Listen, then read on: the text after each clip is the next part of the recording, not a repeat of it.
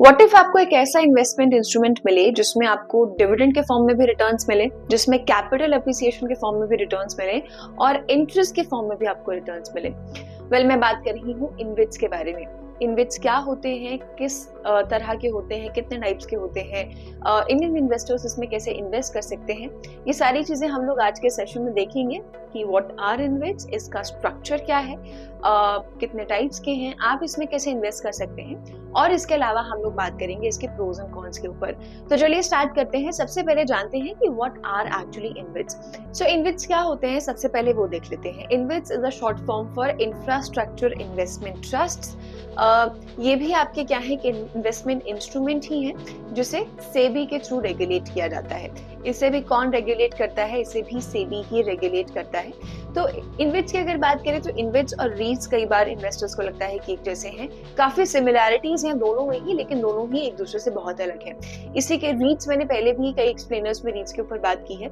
इसी के थ्रू समझते हैं कि इनविट्स क्या होते हैं। जैसे रीट्स की बात करें तो रीट्स में भी एक ट्रस्ट होता है जो कि क्या करता है, रियल एस्टेट में इन्वेस्ट करता है। रियल एस्टेट के एसेट्स होते हैं उस ट्रस्ट के पास, यानी कि पैसा रियल एस्टेट में जा रहा है। लाइकवाइज इनविट्स की अगर बात की जाए तो इनविट्स भी आपका एक ट्रस्ट हो गया जो कि क्या करेगा, अल्टीमेटली जिसका पैसा कहाँ पर इन्वेस्टेड होगा, इंफ्रास्ट्रक्चर एसेट्स में यहाँ पर पैसा आपका इन्वेस्टेड हो जाएगा। तो यहाँ पर दोनों में काफी सिमिलैरिटीज हैं, ये दोनों बहुत अलग है। इंफ्रा एसेट्स की बात करें तो जैसे कि रोड्स हो गए, ब्रिजेस हो गए, कोई पावर प्लांट्स हो गए, तो ये सारे आपके इंफ्रा एसेट्स में आ जाएंगे, यहाँ पर पैसा लगाया जाता है। एक बड़ा ट्रस्ट होगा जिसके पास मल्टीपल इस तरीके के एसेट्स हो सकते हैं, राइट। इसमें जो है ना बड़े बड़े प्रोजेक्ट इन्वॉल्व होते हैं, तो अल्टीमेटली यहाँ पर रिटर्न्स भी जो है अच्छे देखने को मिल सकते हैं, पोटेंशियल रहता है, राइट। इसके अलावा अगर हम बात करें तो इनविट्स कहीं ना कहीं म्यूचुअल फंड से भी थोड़ी बहुत सिमिलैरिटी रखता है। अब आप बोलेंगे कि म्यूचुअल फंड से कैसे सिमिलैरिटी रखता है। म्यूचुअल फंड्स की अगर हम बात करते हैं तो म्यूचुअल फंड्स कैसे काम करता है, बहुत सारे इन्वेस्टर से, मल्टीपल इन्वेस्टर से पैसे को पूल करता है और फिर उसे स्टॉक्स में इन्वेस्ट करता है, राइट। इनविट्स क्या करता है, ये भी सेम कॉन्सेप्ट पे काम करता है। इनविट्स पे एक ट्रस्ट हो गया आपका जो बहुत सारे इन्वेस्टर्स से पैसे को पूल करेगा, मनी पूल करेगा और अल्टीमेटली उस मनी को कहां पर लगाएगा, वो इंफ्रा एसेट्स में लगाएगा। तो लाइकवाइज थोड़ा सा सिमिलैरिटी आ जाती है। इसके अलावा म्यूचुअल फंड्स के लिए स्पेशल मैनेजर्स होते हैं, प्रोफेशनल मैनेजर्स होते हैं जो कि म्यूचुअल फंड्स को मैनेज करते हैं। लाइकवाइज इनविट्स में भी मैनेजर्स होते हैं। अभी आगे हम स्ट्रक्चर को लेकर बात करेंगे, तब आपको और क्लैरिटी मिल जाएगी कि यहाँ पर भी मैनेजर्स के थ्रू कैसे इनविट्स को मैनेज किया जाता है। तो ये थोड़ी सी सिमिलैरिटी जो है वो देखने को मिलती है। इसके अलावा अगर हम बात करते हैं तो इनविट्स का एक अच्छा खास फीचर ये है कैपिटल अप्रिसिएशन का। कैपिटल अप्रिसिएशन कैसे होता है, क्योंकि इनकी लिस्टिंग होती है स्टॉक एक्सचेंज में। जैसे कि जो स्टॉक्स होते हैं, जो कोई भी कंपनी के शेयर्स हैं, कोई भी कंपनी आती है आईपीओ के थ्रू जो है इसकी लिस्टिंग होती है। लाइकवाइज इनविट्स का भी आईपीओ आता है, इनको भी स्टॉक एक्सचेंज पर लिस्ट किया जाता है।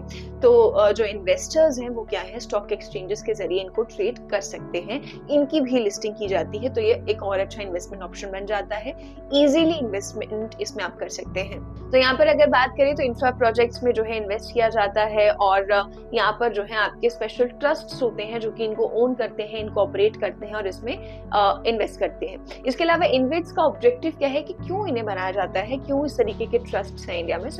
अगर इनविट्स की बात की जाए तो इसीलिए है ताकि इंडिया में इंफ्रास्ट्रक्चर में ज्यादा इन्वेस्टमेंट जो है वो पब्लिक कर सके और ओवरऑल इकोनॉमिक ग्रोथ जो है वो बनी रहे। बेसिक जो है ना ऑब्जेक्टिव ये रहता है। प्लस इनिशियली मैंने आपको बताया है कि यहाँ पर रिटर्न्स कैसे मिलते हैं। रिटर्न्स आपको यहाँ पर डिविडेंड के जरिए मिल जाएंगे, क्योंकि यहाँ पर जो है ना डिविडेंड जो है इनविट्स देते हैं। सेबी का ये रूल है कि यहाँ पर जो 90% इनकम है, सेबी रेगुलेशंस के तहत ये रूल है कि इनविट्स जो है अपना 90% इनकम डिविडेंड के फॉर्म में अपने यूनिट होल्डर्स को देंगे।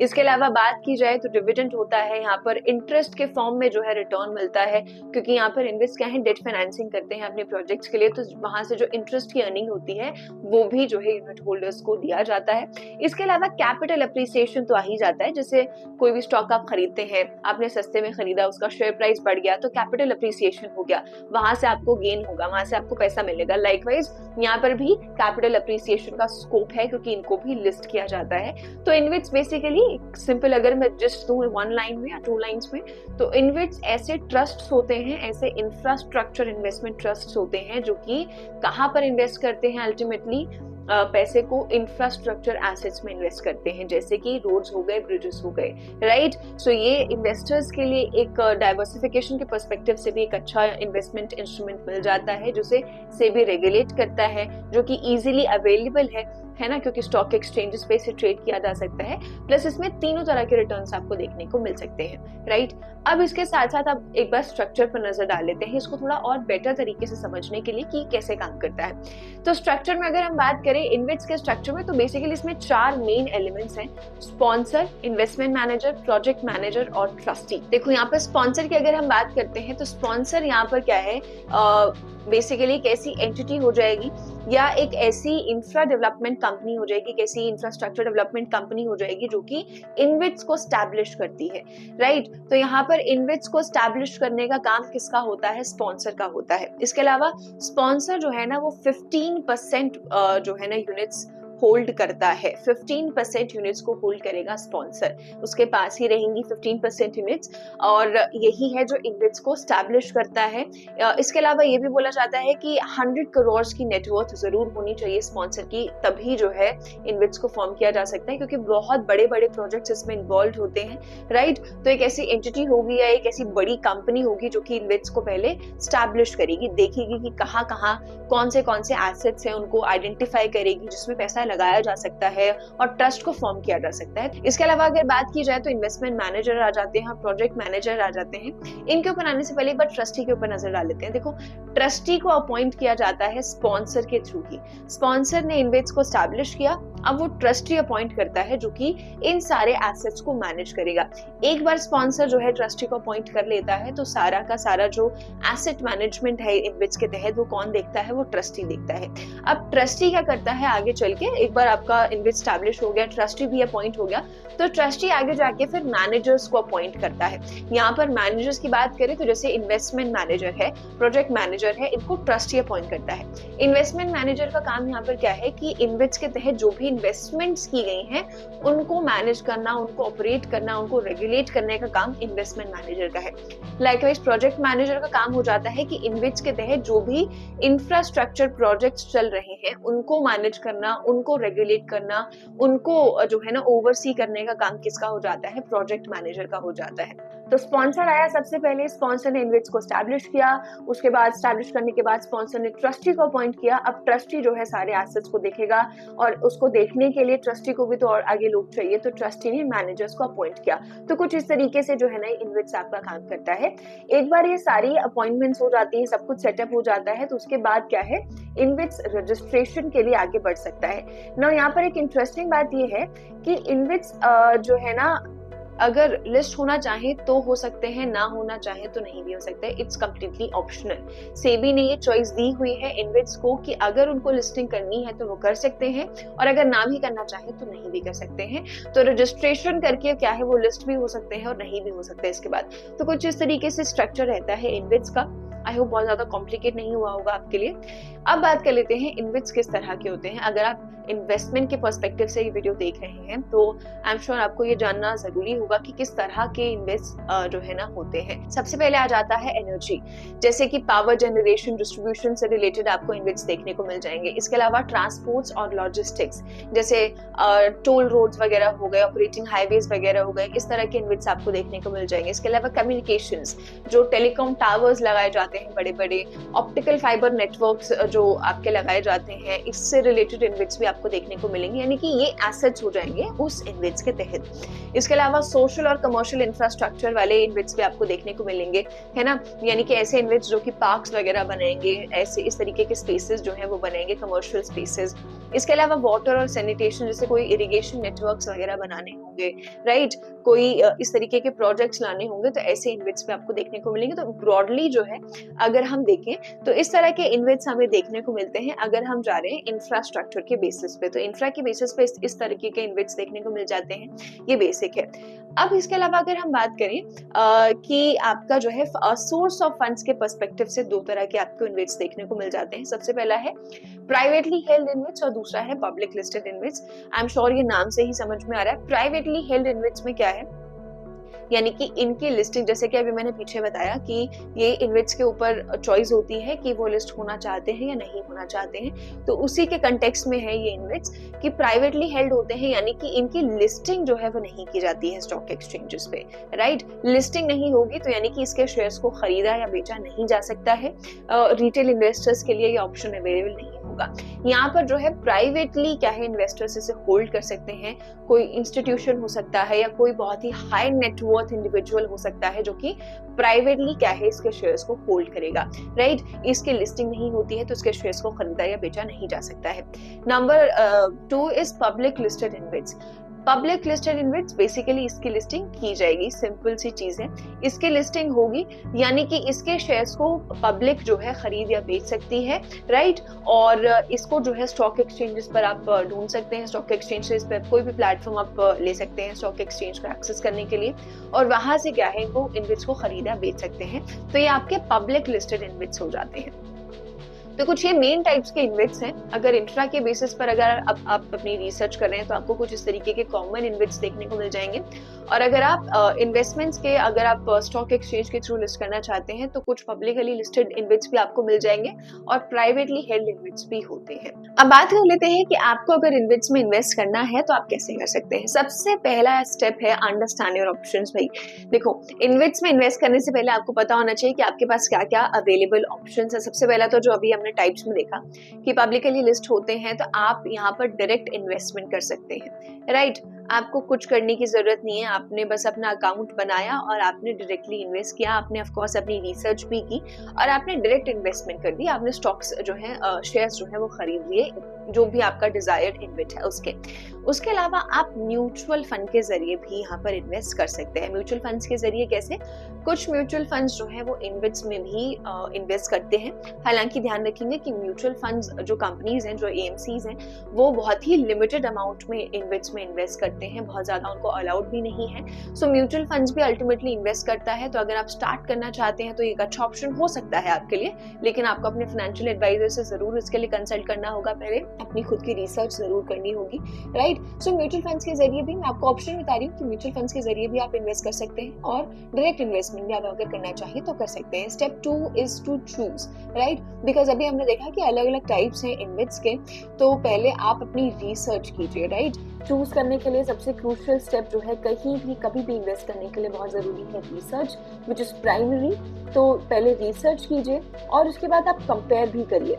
अगर इंडियन मार्केट की बात करें तो इंडियन मार्केट में अभी इन्वेस्ट को लेकर बहुत ज्यादा ऑप्शंस नहीं हैं, लिमिटेड ऑप्शंस जो है वो हमें देखने को मिलते हैं। लेकिन जितने भी ऑप्शंस हैं उसमें आप जरूर कंपेयर करिए इन्वेस्ट को कि इस इन्वेस्ट में कितना रिटर्न है, कितना इसमें कितना रिटर्न पोटेंशियल है।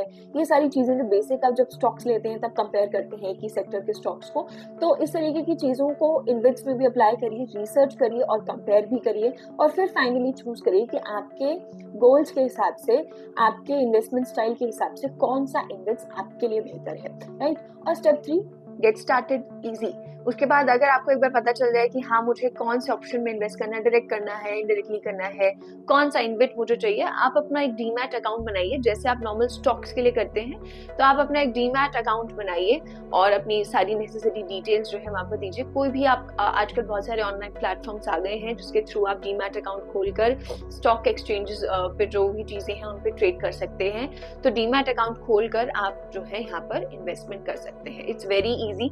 जैसे स्टॉक्स में इन्वेस्ट करते हैं वैसे ही अगर आप पब्लिकली लिस्टेड इन्वेस्ट में ट्रेड करना चाहते हैं तो वैसे ही सेम तरीके से आप इन्वेस्ट कर सकते हैं। बस आपको अपनी रिसर्च को स्ट्रॉन्ग रखना है। अब आगे बात कर लेते हैं प्रोज एंड कॉन्स में। अगर आप इन्वेस्ट करने की सोच रहे हैं तो प्रोज एंड कॉन्स में आपको जरूर पता होने चाहिए। बेसिक मैं आपको बता देती हूँ। सबसे पहले तो है डाइवर्सिफिकेशन, राइट। देखो, प्रो इसका एक यही है कि यहाँ पर डाइवर्सिफिकेशन हमें देखने को मिलता है। अगर आप इन्वेस्ट में इन्वेस्ट करते हैं तो एक कंप्लीटली न्यू एसेट क्लास जो है आपको देखने को मिल जाती है। एक कंप्लीटली नई एसेट क्लास में आप इन्वेस्ट करते हैं, राइट। और इसके थ्रू क्या है, इन्वेस्ट के थ्रू एक पार्शियल ओनरशिप भी जो है इंफ्रास्ट्रक्चर एसेट्स में इन्वेस्टर्स को मिलती है।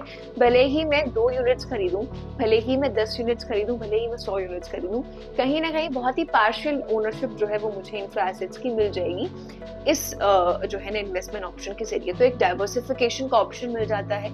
अगर आपको लगता लगता है कि आपको डाइवर्सिफाई करना है अपना पोर्टफोलियो, तो ये एक ऑप्शन आपको मिल सकता है। इसके अलावा प्रोफेशनल मैनेजमेंट है यहाँ पर, जैसे कि मैंने कहा कि म्यूचुअल फंड्स के जैसा ही है। जैसे म्यूचुअल फंड्स में मैनेजर आपके लिए मैनेज करते हैं पूरे म्यूचुअल फंड को, वैसे ही यहाँ पर भी प्रोफेशनल मैनेजर्स हैं जो इन्वेस्टमेंट को देखते हैं, जो कि प्रोजेक्ट को मैनेज करते हैं। तो प्रोफेशनल मैनेजमेंट का ऑप्शन यहाँ पर आपको मिल जाता है। इसके अलावा बात करें तो रेगुलर इनकम जनरेशन है। रेगुलर इनकम कैसे है? डिविडेंड्स के फॉर्म में। यहाँ पर जो डिविडेंड्स दिए जाते हैं या तो वो क्वार्टरली बेसिस पर दिए जाते हैं या बाय एनुअल बेसिस पर दिए जाते हैं। ये मैंडेटरी है देना, ये सेबी के रेगुलेशंस के तहत है। तो एक रेगुलर इनकम जनरेशन आपको मिल गया डिविडेंड के फॉर्म में। इसके अलावा इंटरेस्ट के फॉर्म में भी आपको जो भी इंटरेस्ट के फॉर्म में जो भी इनके पास पैसा आएगा इनविट्स के पास, वो भी जो है शेयर होल्डर्स को दिया जाता है। तो यहाँ पर एक रेगुलर इनकम जनरेशन का सोर्स बन गया। इसके अलावा कैपिटल गेन्स हो गए आपके भाई। कैपिटल गेन्स, क्योंकि आप इसे स्टॉक की तरह ट्रेड कर सकते हैं, तो कैपिटल गेन्स का ऑप्शन यहाँ पर बना रहता है, राइट। और कैपिटल गेन्स का जो हमेशा ऑप्शन है, उसका पोटेंशियल जो है वो कभी भी कितना भी हो सकता है, राइट, डिपेंडिंग ऑन द आप किस शेयर में या किस एसेट में आप इन्वेस्ट कर रहे हैं। तो ये कुछ प्रोज आपको देखने को मिल जाते हैं। कॉन्स में भी बात कर लेते हैं साथ में। लिमिटेड इन्वेस्टमेंट चॉइसेस एक कौन आ जाता है, कैसे आ जाता है भाई? जैसे कि मैंने पहले भी आपको बताया है कि इन्वेस्ट की अगर बात करें इंडिया में, तो अभी लिमिटेड ऑप्शंस है, बहुत डाइवर्सिफाइड नहीं है, बहुत सारे मल्टीपल ऑप्शंस इन्वेस्टर्स के पास नहीं है। तो लिमिटेड इन्वेस्टमेंट चॉइसेस आ जाती हैं कि जो थोड़ा बहुत है आप उसी में ही इन्वेस्ट कर सकते हैं, ये एक इसकी लिमिटेशन है। उसके अलावा लो लिक्विडिटी आ जाती है। अब आप बोलेंगे कि इसे तो स्टॉक एक्सचेंज पे ट्रेड किया जाता है, तो इसे तो कभी भी खरीदा या बेचा जा सकता है, बिल्कुल, लेकिन इसमें लिक्विडिटी कम हो जाती है। क्यों कम हो जाती है? क्योंकि यहाँ पर अब इन्वेस्ट के बारे में बहुत ज्यादा लोगों को नहीं पता है, इन्वेस्टमेंट चॉइसेस भी कम है, तो इससे लिमिटेड पार्टिसिपेशन जो है इन्वेस्टर्स का देखने को मिलता है। अब क्योंकि इन्वेस्टर्स इसमें लिमिटेड पार्टिसिपेट कर रहे हैं, तो अगर आप इसे इमरजेंसी टाइम पे सोच रहे हैं कि मैं इसे आज क्विकली बेच देता हूँ या बेच देती हूँ, सेल कर देते हैं, तो ऐसा नहीं हो सकता, क्योंकि इसमें लिमिटेड इन्वेस्टर्स आपको देखने को मिलेंगे comparatively to regular stocks, right. तो इसमें लिक्विडिटी जो है वो कम हो जाती है, आप इसे बहुत ज्यादा इजिली जो है नहीं बेच सकते, सेल नहीं कर सकते। इसके अलावा बात करें तो यहाँ पर एसेट रिस्क भी आ जाता है अनडाउटेडली, बिकॉज अगर जो इंफ्रास्ट्रक्चर एसेट्स हैं अगर वो अंडर परफॉर्म करते हैं तो फाइनेंशियल लॉस होना लाजमी है, फाइनेंशियल लॉस हो सकता है, जिसकी वजह से जो शेयर है वो अंडर परफॉर्म कर सकता है। तो एसेट रिस्क भी बना रहता है, अल्टीमेटली वो आपके रिटर्न्स पर भी रिफ्लेक्ट हो सकता है। इसके अलावा टैक्सेबल डिविडेंड, देखो हमने पीछे बात की कि रेगुलर इनकम जनरेशन है डिविडेंड के फॉर्म में, विच इज अ प्रो, ठीक है, बहुत अच्छी बात है, लेकिन अगर हम बात करें तो टैक्सेबल भी होता है ये डिविडेंड, और जो इंटरेस्ट है वो भी आपका टैक्सेबल है, because at the end of the day आपको इस पर टैक्स जरूर भरना होगा, डिविडेंड चाहे कितना भी हो। तो ये भी कहीं ना कहीं एक लिमिटेशन आ जाता है। हालांकि ये आपको बहुत सारे एसेट्स में देखने को मिलेगा, ऐसा नहीं है कि इकलौता ऐसा एसेट है, लेकिन ये इसकी भी एक लिमिटेशन आ जाती है कि डिविडेंड को अगर हम एक प्रो की तरह देख रहे हैं तो ये लिमिटेशन के फॉर्म में भी नजर आता है। सो आज के सेशन में इतना ही था। आई होप आपको समझ आया होगा कि इन्वेस्ट कैसे काम करते हैं, क्या होते हैं, बेसिक अंडरस्टैंडिंग मिली होगी, और अगर आप इसमें इन्वेस्ट करना चाहते हैं तो आपको एक शुरुआत मिली होगी इसके जरिए। लेकिन मैं ये बोलूंगी कि अगर आप इसमें इन्वेस्ट करना चाहते हैं तो अपने फाइनेंशियल एडवाइजर से जरूर कंसल्ट करें और अपनी खुद की रिसर्च को पहले जरूर स्ट्रॉन्ग करें। इसके अलावा अगर आप कोई और टॉपिक समझना चाहते हैं फाइनेंस से रिलेटेड तो कमेंट सेक्शन में जरूर बताइएगा। मिलेंगे अगले सेशन में। Thank you. For more of such videos, do like, share and subscribe to ET Now Swadesh.